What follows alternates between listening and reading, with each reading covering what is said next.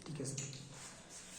तो सबसे पहला जो पढ़ा गया आपका हिस्ट्री में, सबसे पहली शुरुआत हुई थी 712 से, और 712 में सबसे पहले आक्रमण हुआ किसका? मोहम्मद बिन कासिम का। 712 में जो आक्रमण हुआ, ये आक्रमण कौन सा आक्रमण था? तो ये अरब आक्रमण था। आपसे काफी बार पेपर में पूछा जाता है कि भारत पर होने वाला प्रथम हवाई आक्रमण कौन सा है? तो भारत पर पहला मध्यकालीन इतिहास में जो आक्रमण हुआ, ये आक्रमण है 712। किसका? तो अरब आक्रमण, और अरब आक्रमण में भी मोहम्मद बिन कासिम ने उस समय आक्रमण किया सिंध पे। इसके बाद आपने पढ़ा कि सिंध के राजा थे दाहिर, और राजा दाहिर पर विजय कर ली मोहम्मद बिन कासिम ने, और सिंध में इसने पहली बार एक टैक्स लगा दिया और जिसे नाम दिया गया जजिया कर। तो यहाँ से क्वेश्चन पूछा जाने लगा कि भारत में सर्वप्रथम जजिया कर किसने लगाया? तो जजिया कर लगाने वाला पहला जो अरब आक्रमणकारी था, इसका नाम क्या था? मोहम्मद बिन कासिम। तो भारत पे जो पहला आक्रमण होता है, ये आक्रमण किसका होता है? अरबों का। इसके बाद भारत पर अगला आक्रमण जो होगा, ये आक्रमण है तुर्क आक्रमण।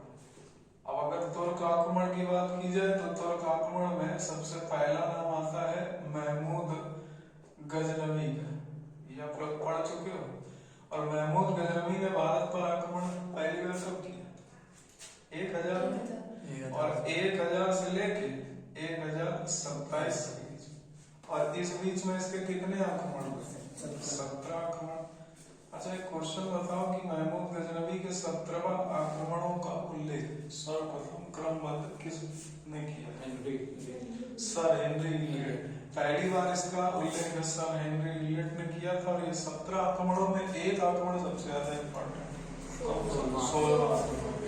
1025 में हुआ सोमनाथ मंदिर। और उसी के बाद महमूद गजनवी को उपाधि मिली बुद्ध शिखर मूर्ति भंजन। उसके बाद हम लोग पढ़े तुर्क आक्रमणों में दूसरा तुर्क आक्रमण, और ये आक्रमण था, इसे कहा गया मोहम्मद गौरी। और मोहम्मद गौरी के बारे में हम लोगों ने अगर इम्पोर्टेंट बात करी जाए तो कुछ प्रमुख आक्रमण पढ़े, जैसे 1191 ये आक्रमण था तराइन का प्रथम वाला युद्ध। 1192 ये था तराइन का दूसरा युद्ध। इसके बाद पढ़ा गया 1194, और ये कौन सा था? तो ये था आपका चंदावर का युद्ध। इसी में राजा जयचंद को हराया। इसके बाद मोहम्मद गौरी 1206 में हमने बताया कि अपने तीनों गुलामों से बंटवारा किया इसने रियासत का, पूरे साम्राज्य का, जिसमें इसके 3 गुलाम कौन से? एक तो सबसे प्रमुख गुलाम इसका था ऐबक, दूसरा गुलाम था इसका यल्दौज, और तीसरा गुलाम था इसका कुआचा। ये इसके तीनों गुलाम थे। तो इसने ऐबक, यल्दौज और कुआचा को 1206 में अपना पूरा साम्राज्य विभाजित कर दिया। ऐबक के हिस्से में आया पंजाब वाला क्षेत्र, जो कि लाहौर का क्षेत्र था, और इसके साथ साथ भारत वाला क्षेत्र जो आपका यहाँ पर इसने दिल्ली के क्षेत्र में अधिकार कर लिया। ये वाला क्षेत्र इसका यहाँ पे आ गया। तो 1206 ऐबक, यल्दौज और कुआचा, इन लोगों को इसने क्या किया? पूरा हिस्सा अलग अलग दे दिया।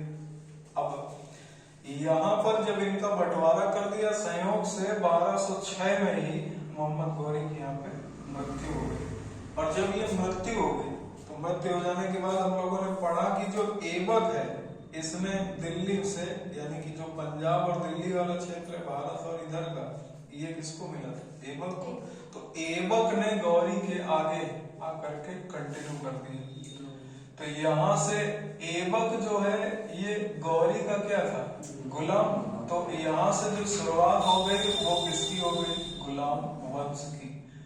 ऐबक का शासन यहाँ से स्टार्ट हो गया 1206, और ऐबक के शासन की अगर बात करें तो ये 1206 से 1210 तक पूरा पढ़ा गया था।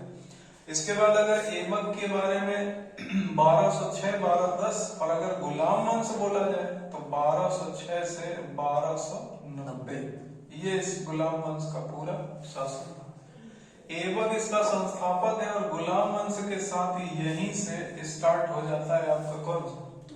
दिल्ली सल्तनत।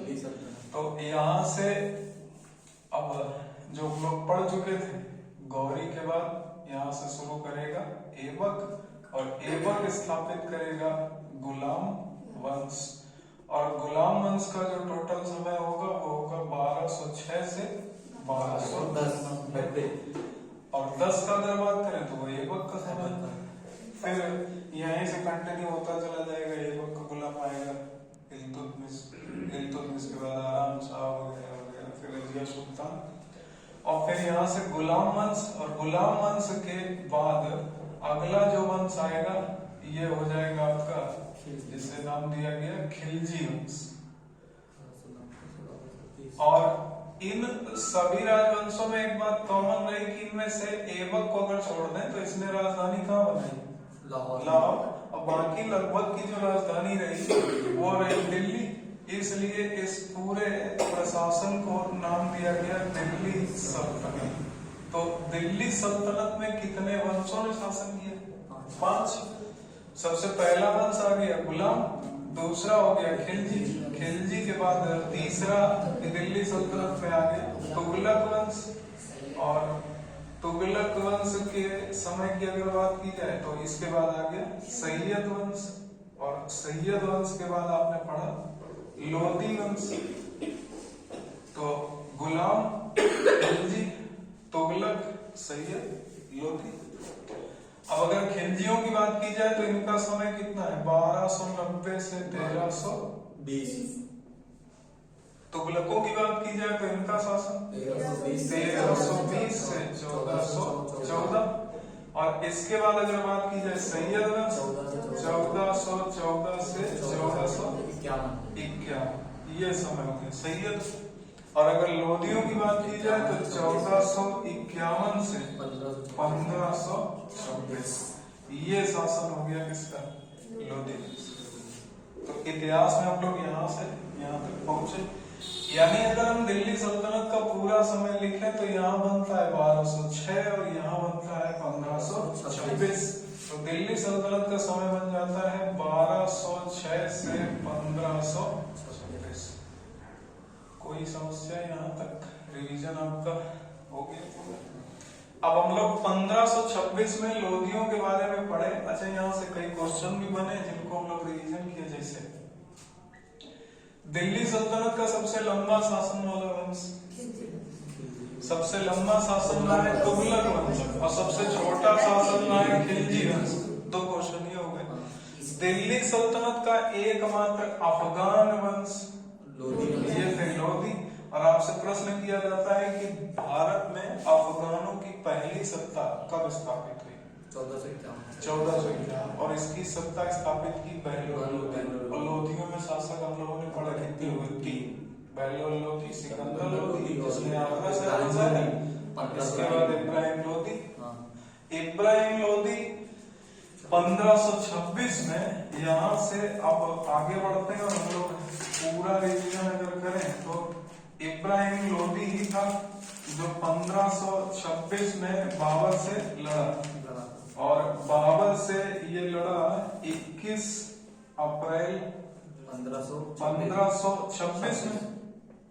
और 21 अप्रैल 1526 को जिस युद्ध में ये दोनों लड़े इसे नाम दिया गया पानीपत का प्रथम युद्ध। तो पानीपत का प्रथम युद्ध हुआ बाबर और इब्राहिम लोधी। इसमें हम लोग डिटेल भी पढ़े थे पूरी। हुमायूं भी है, बाबर भी है और इधर अगर बात की जाए तो इब्राहिम लोधी के साथ में इनका दोस्त भी है ग्वालियर के राजा विक्रम जी से, वो इनके मित्र हैं। तो इस युद्ध में जीता कौन? बाबर। और यहीं से लोधियों की सत्ता समाप्त हो गई। और लोधी, इब्राहिम लोधी के बारे में हम लोगों ने पढ़ा कि ये एकमात्र ऐसा दिल्ली सल्तनत का सुल्तान है जिसकी मृत्यु युद्ध भूमि में हुई। इब्राहिम लोधी। तो यहाँ से लोदियों का भी समापन हो गया और दिल्ली सल्तनत का भी समापन हो गया। फिर हम लोग यहाँ से स्टार्ट किए बाबर, और जब बाबर आया तो बाबर ने स्थापित किया कौन सा वंश? मुगल वंश। और यहीं से स्टार्ट हो जाता है मुगल वंश। यानी मुगल वंश का संस्थापक कौन? बाबर। और कब हुआ? 1526। 1526। अब हम लोग पहुंच कहाँ कर चुके हैं? औरंगजेब तक। अब जरा पूरा औरंगजेब तक नहीं, यानी कि यहाँ से पूरा जितना भी 712 से आपने पढ़ा, ये पूरा हम लोग आ गए 1526। यहाँ से शुरू हो जाएगा कौन सा वंश? तो मुगल। अब जरा मुगलों का रिवीजन करें। तो मुगल वंश में सबसे पहला शासक, मुगल वंश का संस्थापक हुआ कौन? बाबर। और अगर बाबर की बात की जाए तो बाबर ने शासन स्थापित किया 1526। इसका शासन कब तक रहा? 1530 तक। ठीक। बाबर के बाद अगला शासन आया हुमायूं का, और हुमायूं ने शासन किया 1530 से 1556। लेकिन हमने यहाँ पर आपको एक बात बताई थी कि यहाँ पर 30 से लेके 1540 तक तो ये लगातार, लेकिन इसके बाद यहाँ पर 15 वर्ष का गैप है, और फिर ये यहाँ पर आएगा 1555 में, और ये युद्ध होगा सरहिंद का युद्ध। जिस युद्ध से भारत से बाहर जाएगा वो होगा कन्नौज या बिलग्राम का युद्ध। शेर शाह सूरी से हराएगा और ये यहाँ से चला जाएगा 15 साल बाद। 1555 में सरहिंद के युद्ध से वापस आएगा और 1555 से 56 तक शासन करेगा, और 56 में इसकी दिन पना में फिसल करके मृत्यु हो जाएगी। तो हुमायूं के बाद यहाँ पे अगर 15 वर्षों की बात करें तो ये बीच में आ जाता है सूरी वंश, और सूरी वंश में संस्थापक हो जाता है शेर शाह सूरी। और यहाँ से एक बात हमने बताई कि ये दूसरा अफगान वंश है, तो भारत में दूसरे अफगान वंश का संस्थापक कौन बना? शेर शाह सूरी। अब यहाँ से अगर आगे चले तो हुमायूं के बाद 1556 में इसका बेटा आ गया, इसका नाम था अकबर। अकबर का समय स्टार्ट हुआ 1556 से और ये रहा 1605। एक क्वेश्चन बताओ कि जब अकबर ने भारत की सत्ता 1556 में हासिल की तो युद्ध कौन सा लड़ा? पानीपत का द्वितीय युद्ध किससे लड़ा? हेमू से। पानीपत के युद्ध की डेट क्या थी? 5 नवंबर 1556, और उसमें जीता कौन? अकबर। और हेमू के हाथ में तीर लग गया, बैरम खान लीड कर रहा था, पूरा डिटेल पढ़ा दिया। तो यहाँ से सत्ता में अकबर आ जाएगा 1556 में, और ये रहेगा 1605 तक। फिर अब 1605 में अकबर की मृत्यु हुई थी। 25 से 26 अक्टूबर की मध्य रात्रि को इसको दफनाया गया सिकंदरा आगरा में। इसका मकबरा बनवाया इसी के बेटे जहांगीर ने। लेकिन अपने मरने से पहले इसने अपने बेटे जहांगीर को अपना उत्तराधिकारी, यानी सलीम को अपना उत्तराधिकारी घोषित कर दिया। तो 1605 में इसका बेटा आ गया, और ये कब तक रहेगा? 1627। तो ये रहेगा 1627 तक। इसके बाद जहांगीर 1627 में गया और अगला शासक आया शाहजहां। और हमने बताया कि यहाँ पर 2 से 3 महीने का गैप बनेगा, और 1628 में आएगा शाहजहां, और ये रहेगा 1658 तक। क्योंकि हमने बताया जिस समय इसके पिता जहांगीर की मृत्यु हुई ये दक्षिण भारत में थे, और दक्षिण भारत से यहाँ पर आने में इसको समय लगा। उसी समय दावर बख्श मारा गया, बलि का, तब ये बना के बाद। शाहजहां के बाद अगला शासक बनता है इसका बेटा औरंगजेब, लेकिन इसने तो अपने पिता को बंदी बना करके स्वयं को सिंहासन पर बैठा। तो इसका समय क्या आएगा? 1658 से 1707। तो 1658 से 1707 का जो समय आया वो किसका रहा? औरंगजेब। और यहाँ तक हम लोग कंप्लीट कर चुके हैं। तो औरंगजेब तक का हम लोगों का पूरा एक तरीके से रिवीजन हो गया। अब हम इनके थोड़े से पॉइंट आपको अलग से बता। तो ये पूरी समरी होगी तुम्हारी दिल्ली सल्तनत से लगा के मुगल तक। अब छोटी छोटी नैया, छोटे छोटे ग्वाल, छोटा छोटा करके वो बता दे। तो बाबर के बारे में मकबरा बता दो। शुरू में तो आराम बाग, बाद में काबुल, तो फाइनली इसका मकबरा कहाँ पर? काबुल में। इसके बाद हुमायूं का मकबरा दिल्ली, और दिल्ली में कहाँ पे? दीन पनाह, और दीन पनाह दिल्ली में इसका मकबरा। इसी की इमारत थी, 1533 में इसी ने बनवाई थी। और काबुल वाला मकबरा बाबर को बड़े प्रीत है काबुल, इसी काबुल वासियों ने ही उसको दी थी उपाधि कलंदर, जब इसमें एक एक शाहरुख सिक्का भेंट किया था, शाहरुख सिक्का दिया। इसके बाद अगली बात आती है अकबर। तो अकबर का जो मकबरा है ये है सिकंदरा में, और सिकंदरा है आपका आगरा। तो ये मकबरों की अगर बात की जाए तो मकबर पहले बाबर काबुल, हुमायूं दीन पनाह दिल्ली, और अकबर सिकंदरा आगरा। जहांगीर का मकबरा ये है शहादरा में। शहादरा मतलब कहाँ पे? तो लाहौर में। ये कहाँ पर? आगरा में। और ये कहाँ पर? दिल्ली में। और ये आपका कहाँ पर? ये इस समय अफगानिस्तान। इसके बाद शाहजहां का मकबरा, तो इसका तो ताजे महल में है, इसी के बेटे ने दफन करवा दिए। ये कहाँ पर? तो ये भी आगरा। इसके बाद औरंगजेब का मकबरा, तो ये है औरंगाबाद में, और औरंगाबाद का नाम अभी चेंज करके कर दिया गया संभाजी नगर, और ये है आपका महाराष्ट्र में। और औरंगाबाद में ही बना है इसकी बीवी का मकबरा, जो इसी ने बनवाया, उसको कहा जाता है ताजमहल की फूहड़ नकल। यहाँ से 1707 तक हम लोग पहुंच चुके। अब आगे बढ़ा जाएगा मॉडर्न हिस्ट्री की तरफ, और यहाँ से पहले पढ़ा जाएगा उत्तरकालीन मुगल बादशाह, फिर पढ़ेंगे मराठा, फिर पढ़ेंगे सिख, फिर पढ़ेंगे मैसूर, और उसके बाद पढ़ेंगे मॉडर्न हिस्ट्री, यानी पुर्तगाली, डच, अंग्रेज, डेनिश, फ्रांसीसी, ये सब क्या है, कैसे बक्सर, प्लासी, वो सारे। जैसे तुम्हारा कनॉट प्लेस है, तो कनॉट प्लेस क्यों कनॉट प्लेस, क्या ऐतिहासिक महत्व, इंडिया गेट, ये सब क्या है, तो मॉडर्न हिस्ट्री में उसको समझा। तो यहाँ तक हो गया।